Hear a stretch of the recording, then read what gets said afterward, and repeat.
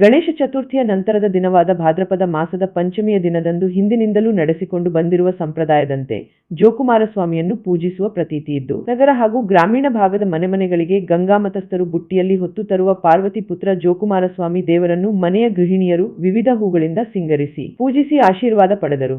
ಪಾರ್ವತಿ ಪುತ್ರ ಜೋಕುಮಾರಸ್ವಾಮಿಯನ್ನು ಆರಾಧಿಸಿದರೆ ಊರಿನಲ್ಲಿ ಮಳೆ ಬೆಳೆ ಸಮೃದ್ಧವಾಗಿ ಜನರು ಸುಭಿಕ್ಷವಾಗಿರುವರೆಂಬ ನಂಬಿಕೆ ಹಿಂದಿನಿಂದಲೂ ಜನರಲ್ಲಿ ಇದ್ದು, ಅದಕ್ಕಾಗಿ ಊರಿನಲ್ಲಿ ಈ ಜೋಕುಮಾರಸ್ವಾಮಿಯನ್ನು ಪ್ರತಿವರ್ಷವೂ ಗಣೇಶ ಹಬ್ಬದ ಮರುದಿನ ಭಕ್ತಿಭಾವದಿಂದ ಆರಾಧಿಸುತ್ತಾರೆ.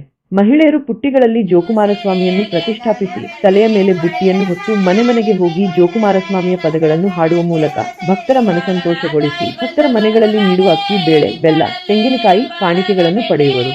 ಬುಟ್ಟಿಯಲ್ಲಿ ಹೊತ್ತು ತಂದ ಜೋಕುಮಾರಸ್ವಾಮಿಗೆ ನಾರಿಯರು ಭಕ್ತಿಭಾವದಿಂದ ದವಸ ಧಾನ್ಯಗಳನ್ನು ಅರ್ಪಿಸುವ ಮೂಲಕ ಪೂಜೆ ಸಲ್ಲಿಸುವರು.